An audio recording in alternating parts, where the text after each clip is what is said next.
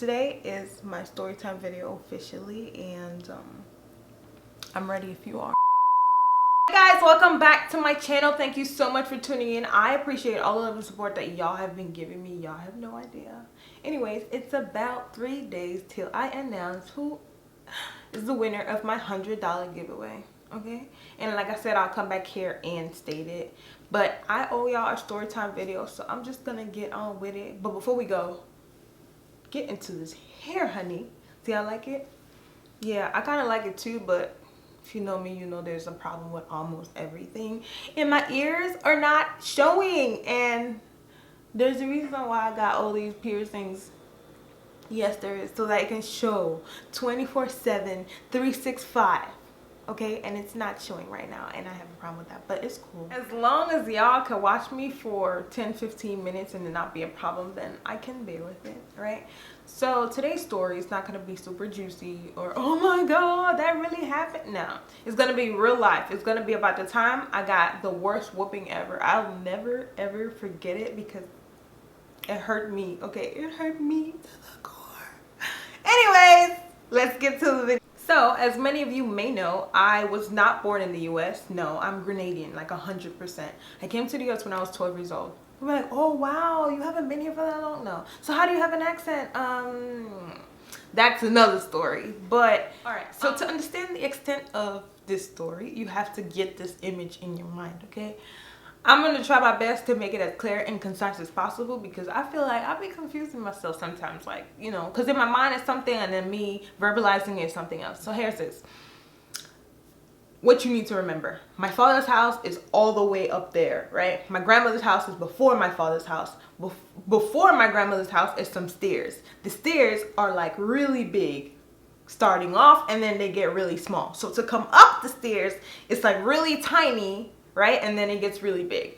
But before the stairs, there's a railing, and what the railing is separating is the river and some bush, right?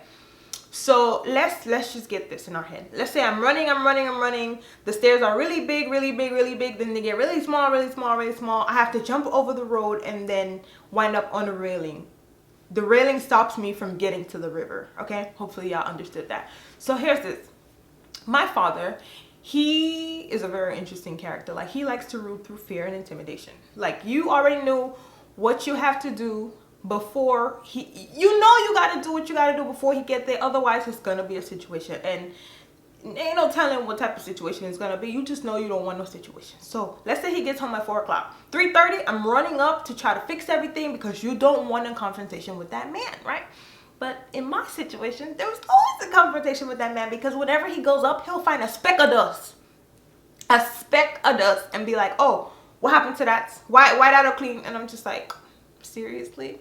So like sometimes I'll try to be like, you know what? I'm going to be a good steward. I'm going to go up and I'm going to clean everything and make it look really nice so he doesn't have to call me.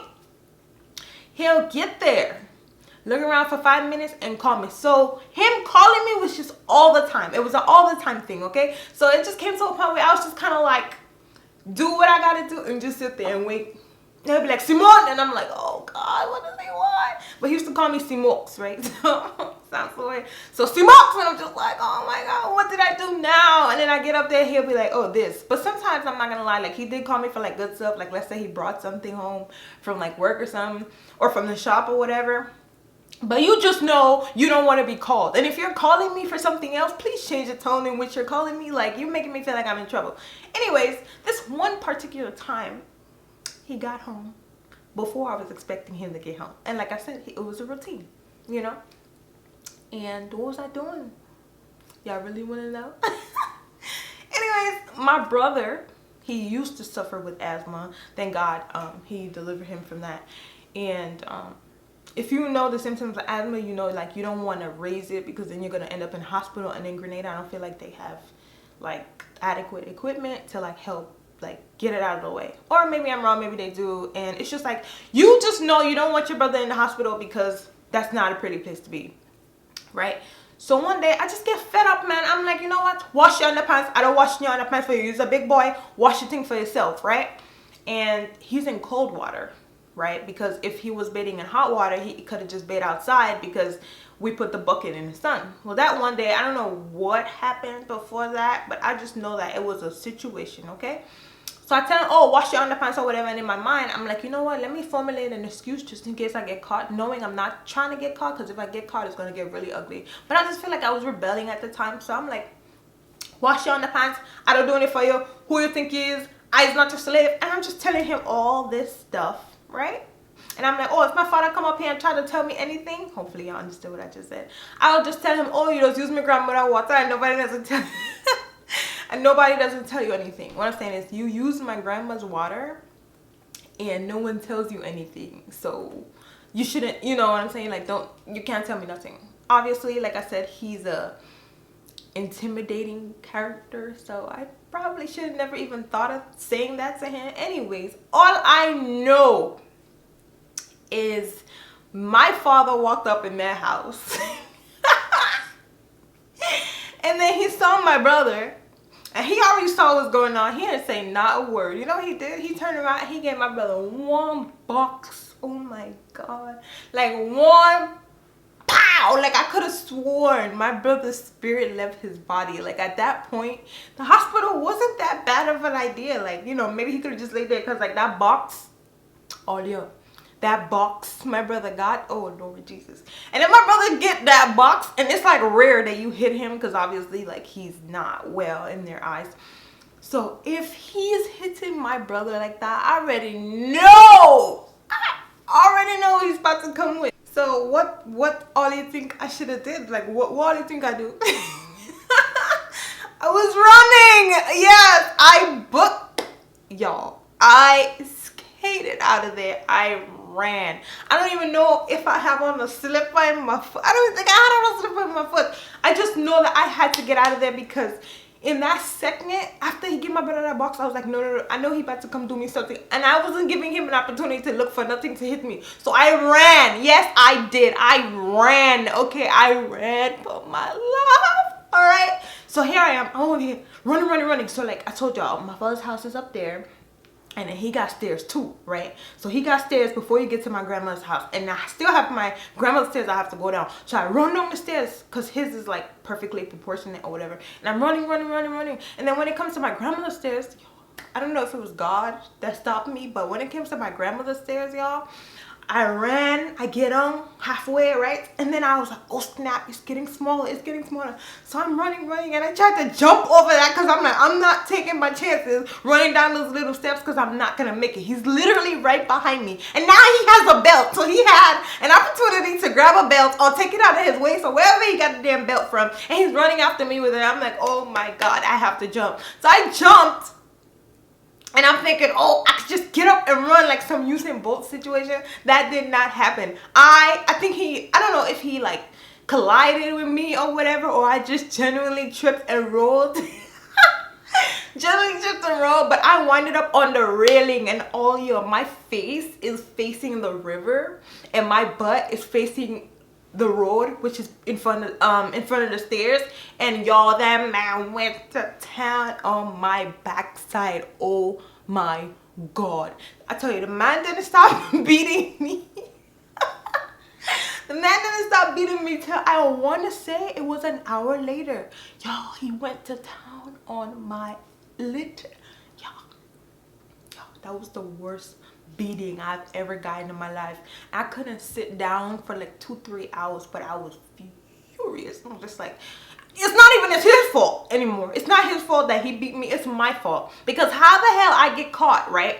I was running in school. I was running for primary school. I ran a little bit in secondary school. I think, did I? Whatever. I was just on my way to being a track star, all right? And the fact that he caught me, like, what? How? So after that, I sit down and I was like, what y'all gonna do, man? What y'all gonna do? Parents, I'm gonna tell you this one time, and one time only. When you hit your children, like if you whoop them for something, it's okay. But then if you're like like you're going to town, like my father go to town on me, your child is thinking about a million ways how to get you back. Just so you know. But Yeah, I was just sitting there like, you know, watch how we're doing, man. When I get big, watch how we're doing, man.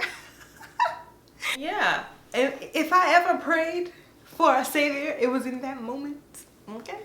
And then the only person that come outside and say, oh, Bita, Bita, Bita. And then after an hour later, they're like, oh, well, you gonna kill her? And I'm just like, seriously? Right?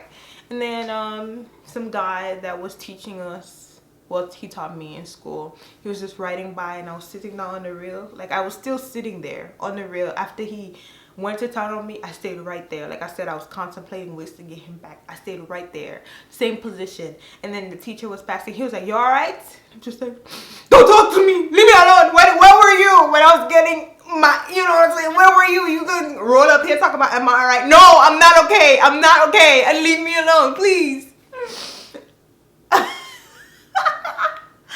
I could never forget it, because I don't feel like, maybe I'm wrong, maybe I deserved it or whatever, but I feel like in his mind he was just like, oh, like, you already know what your brother's going through. Why would you put him in an environment where he could potentially harm himself? And in my mind I was just like, well, my brother getting big and my brother gonna have to learn to do something for himself. I don't washing his underwear, okay? I don't doing it. And yeah, I don't think I ever got to explain myself to him, because he just, like I said, like, he didn't even talk.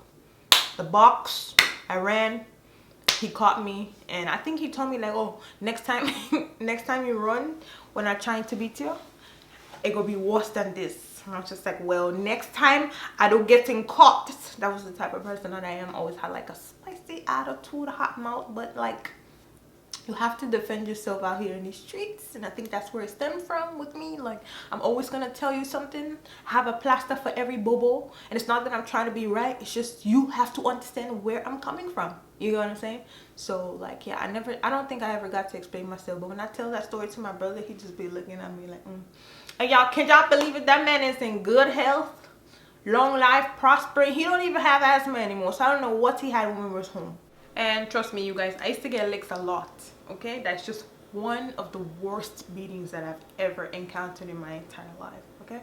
And like I said before, if you got kids and, you know, you give them a whooping, because the Bible says, spoil the rod, spare the child, or foolishness is bound up in the heart of a child, and the rod of correction will drive it far away from him.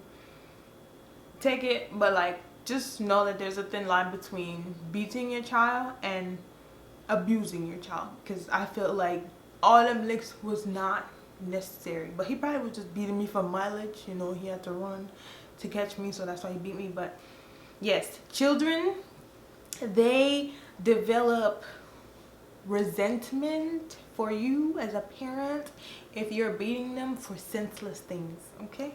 So with that being said, I appreciate each and every one of you guys for tuning into this video, and I hope you enjoyed my story time. They get juicier, okay? So stick with me. Please and thanks, and I'm hoping to see you in my next video. Oh, and I forgot, my widow baby was crying, so I had to pick up my widow baby so he doesn't cry anymore. That's why I kept looking down.